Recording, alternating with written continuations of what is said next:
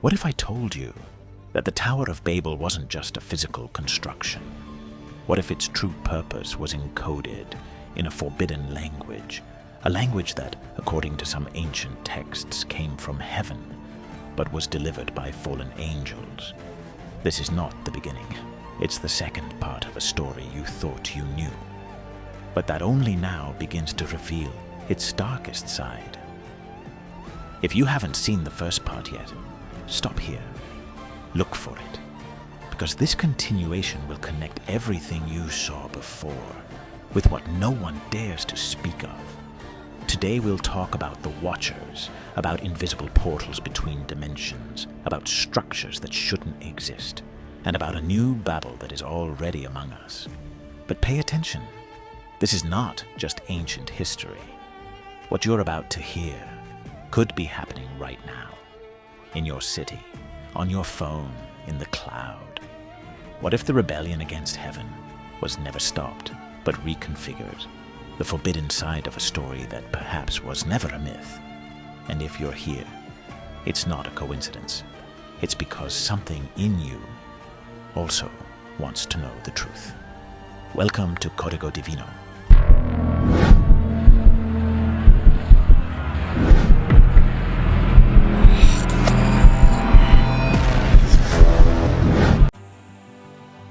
The Watchers, Babel, and the rebellion that still breathes long before Babel. A rebellion had already begun, not on earth, but in heaven. According to the Book of Enoch, 200 angels descended into the world of men. They were called Watchers, and their fall changed everything. They didn't just take human wives. They didn't just break the boundary between heaven and earth. They also delivered knowledge that was forbidden. How to forge weapons, how to read the stars, how to alter genetics, how to manipulate the spiritual plane. This story, the story of the fallen angels, we've explored it deeply in another video. And if you haven't seen it yet, I invite you to do so, because understanding that part is key to grasping the true origin of this rebellion. But the Watchers did not act alone. They also left offspring, the Nephilim, giants, hybrid beings, creatures from another time, who, according to ancient texts, walked among us and disrupted the balance of creation. We also have an episode dedicated to them, because none of this can be understood in isolation. Everything is connected, and if the Watchers sowed forbidden knowledge, Babel was the harvest. This story does not stand on its own. It's all part of the same thread. And if you truly want to understand what happened here, you need to see the full picture.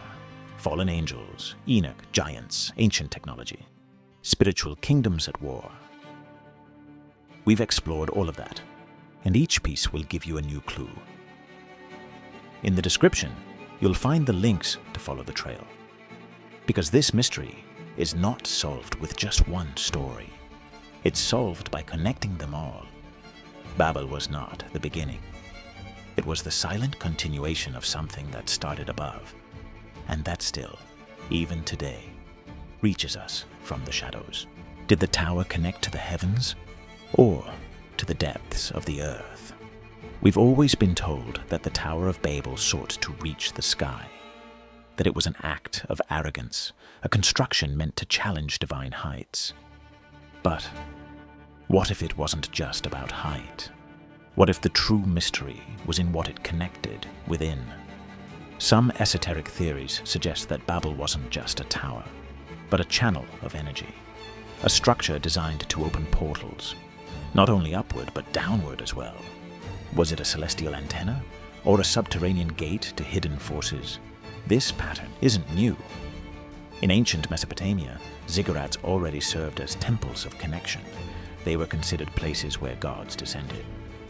But also, according to certain texts, they could be sites where humans accessed other realities. Some alternative researchers compare the Tower of Babel to structures we might today call spiritual technology, sacred devices built to align human beings with other dimensions. And what if Babel was that? A bridge, an intersection between worlds? While some looked toward the sky, others may have been opening portals downward, toward realms that should never have been touched.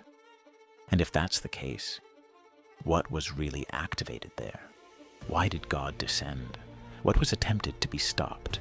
Maybe Babel wasn't dangerous because of its height, but because of what was hidden in its foundations. Why did Babylon become a symbol of spiritual corruption? After Babel, not everything ended.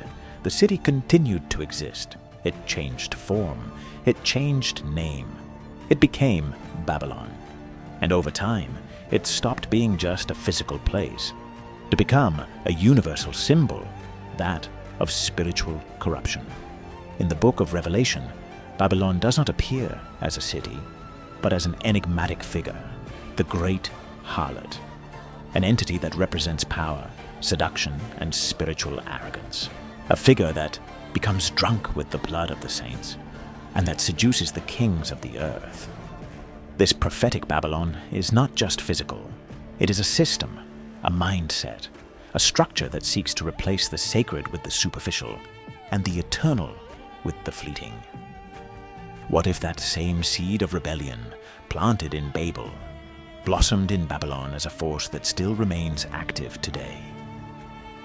What if the Great Harlot is not just a religious metaphor, but the spiritual embodiment of everything that seeks to control, mislead, and seduce the human soul?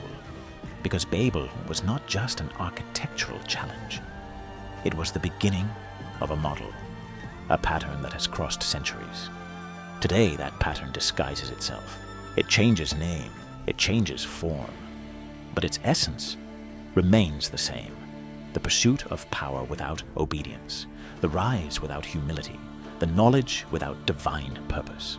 And that is the true legacy of Babylon. Do real remains of the tower exist? For centuries, it was believed that the Tower of Babel was just a myth, a symbolic story, an ancient warning. But what if physical traces actually remained?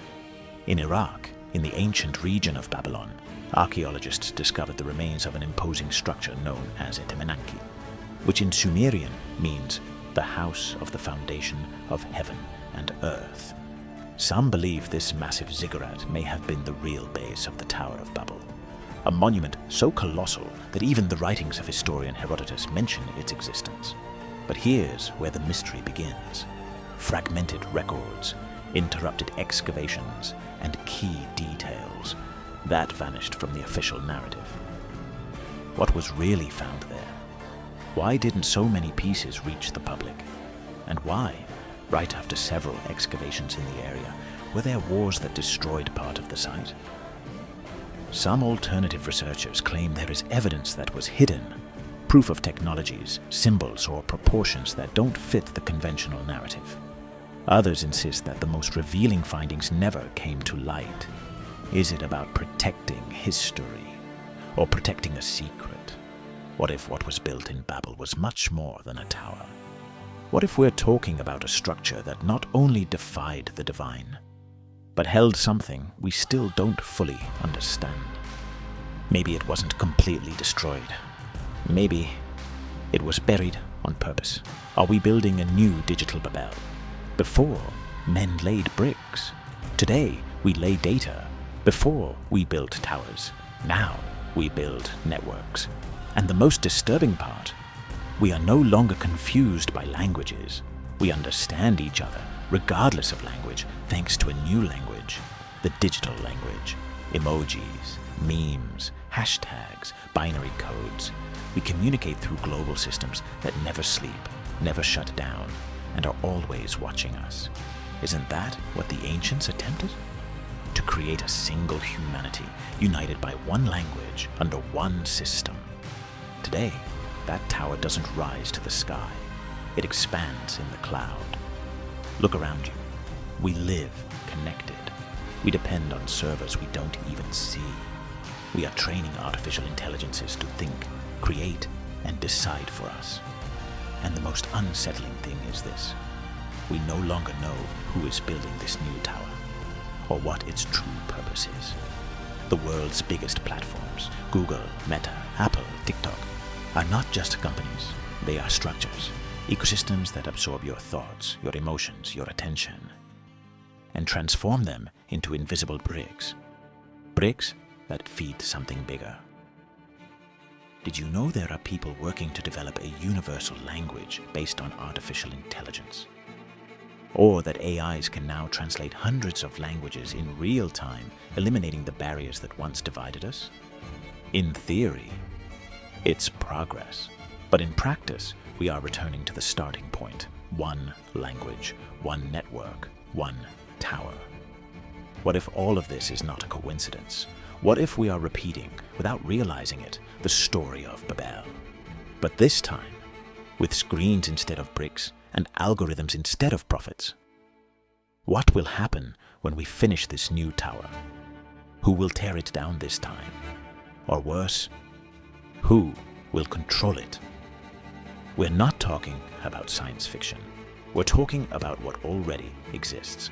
Augmented realities, digital avatars, brains connected to the cloud, and a humanity that, little by little, is surrendering its will to a faceless intelligence.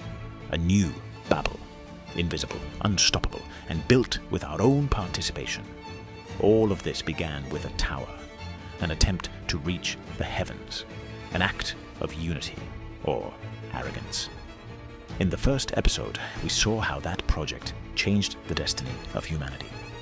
But in this second part, we discovered that the story not only didn't end, it remains hidden, active, disguised, fallen angels, forbidden knowledge, giants, spiritual systems of corruption, and now a digital tower rising without being seen.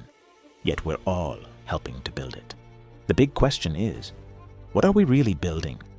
A tool to move forward, or a trap to repeat the fall? Are we united by light, or confused by a more sophisticated illusion?